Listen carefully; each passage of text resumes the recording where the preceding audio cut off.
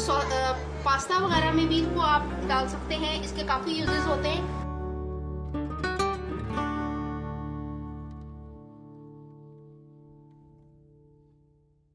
बिस्मिल्लाहिर्रहमानिर्रहीम, अस्सलाम वालेकुम। आज हम बना रहे हैं पिज़्ज़ा सॉस, जिसके लिए हमें चाहिए ये 4 टमाटर हैं। इनको मैंने ग्राइंड कर लिया है और ये पिज़्ज़ा सॉस में 4 टमाटरों के हिसाब से ही चीज़ों का बता रही हूँ। 4 टमाटर हैं, इनको मैंने ग्राइंड कर लिया है। कुटी हुई लाल मिर्च हाफ टेबल स्पून है। चीनी 1 छोटा टीस्पून है। ये पिसी हुई काली मिर्च भी हाफ टी स्पून है। ओरिगेनो जो है ये मेरे पास 1 टीस्पून है और सॉल्ट इसमें वो भी हाफ टी स्पून है। प्याज आपके ऑप्शनल में है, आप चाहें तो उसमें प्याज डालें वरना ना डालें। और ये लहसुन है, 3 से 4 उसके जवे हैं वो कुटे हुए। तो प्याज से का क्रंच अच्छा आता है, इसलिए इसके अंदर मैं प्याज ऐड करती हूँ। तो अब हम इसको बनाना स्टार्ट करते हैं।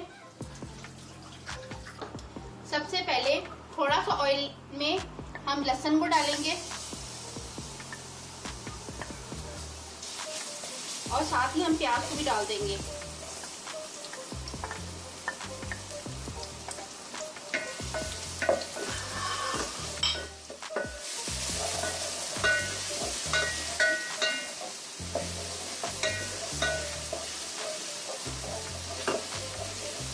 इसको हम हल्का सा फ्राई करेंगे।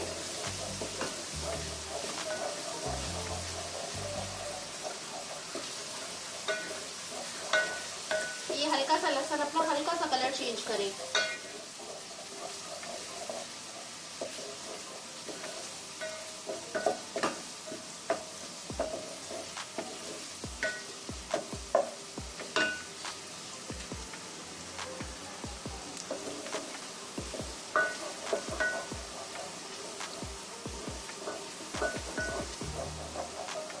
प्याज को हमने बहुत ज्यादा बारीक चॉप करना है ताकि वो भी लहसुन के साथ ही जो है फ्राई हो जाए। उसको टाइम ना ज़्यादा लगे वरना लहसुन ओवर कुक हो जाएगा।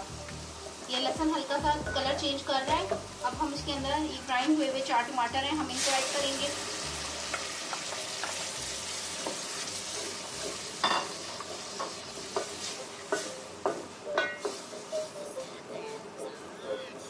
साथ ही ये सारे मसाले इनको ऐड करेंगे।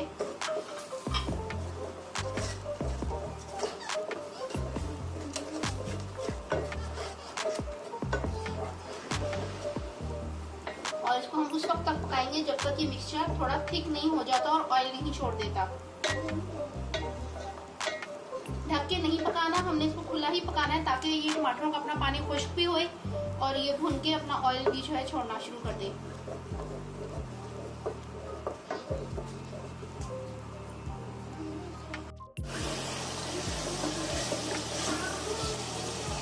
ये देखें हमारी सॉस ने ऑयल छोड़ना शुरू कर दिया है और ये बहुत थिक हो गई है। तो ये हमारी सॉस बिल्कुल रेडी हो चुकी है, हमारी पिज़्ज़ा सॉस।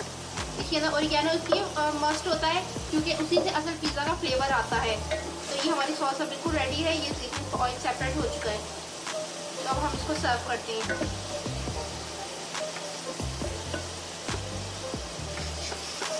हमारी ये पिज़्ज़ा सॉस रेडी है। ये आप पराठे के साथ भी खा सकते हैं और पास्ता वगैरह में भी इसको आप डाल सकते हैं। इसके काफ़ी यूजेस होते हैं। तो ये हमारी पिज़्ज़ा सॉस बिल्कुल रेडी है।